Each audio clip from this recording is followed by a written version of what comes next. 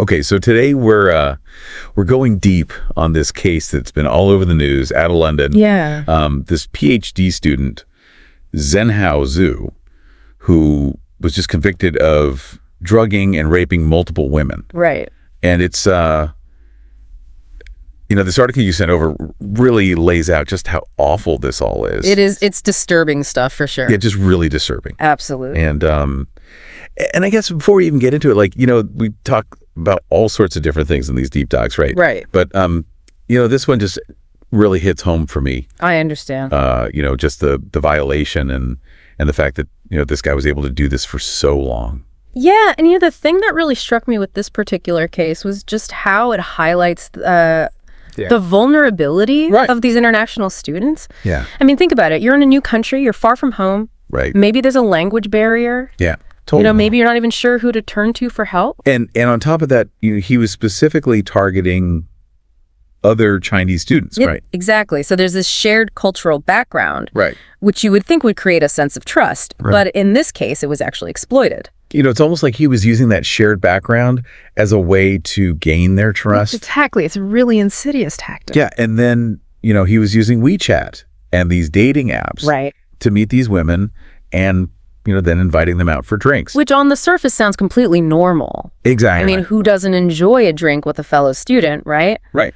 But that was all part of his plan. Yeah. And then he would drug them. Right. With substances like butanol, which is what's called liquid ecstasy, and ketamine. Oh, wow.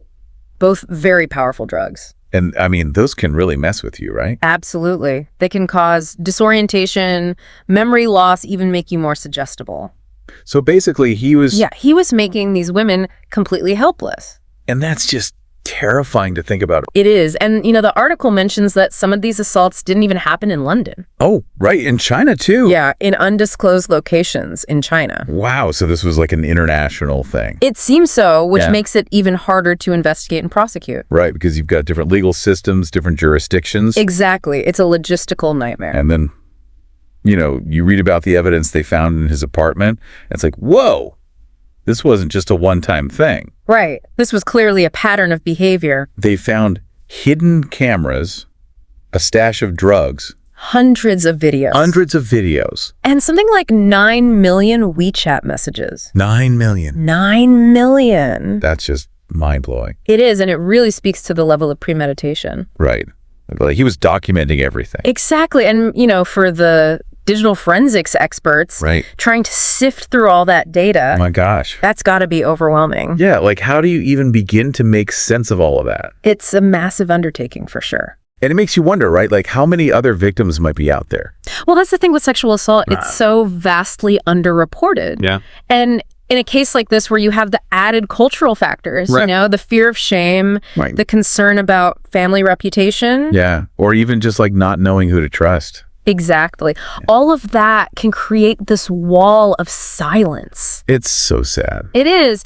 But, it's important to highlight that 10 women did come forward. Right. And testified against him. And that's incredibly brave. Yeah, because I can't imagine how difficult that must have been. Absolutely. They faced so much potential backlash and scrutiny, but they did it anyway. Yeah. And in doing so, they may have prevented others from becoming victims. It's powerful. It is. And the Metropolitan Police are urging anyone else who might have been a victim to come forward. And that's so important because there is support available both from law enforcement and from independent organizations. Yeah, it's not like you have to go through this alone. Exactly. There are resources to help you navigate this trauma. Well, this whole case is just a lot to take in.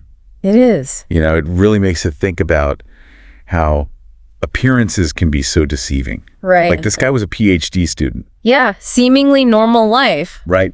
But underneath it all, yeah, there was this whole other side. This dark predatory side. Yeah, and I think it's a reminder for all of us to trust our instincts. Absolutely. If something feels off, it probably is. And don't be afraid to speak out. Right. Whether it's for yourself or for someone else. Yeah. Because speaking out can literally save lives. This has been a tough one. It has. But I think a really important one. Absolutely.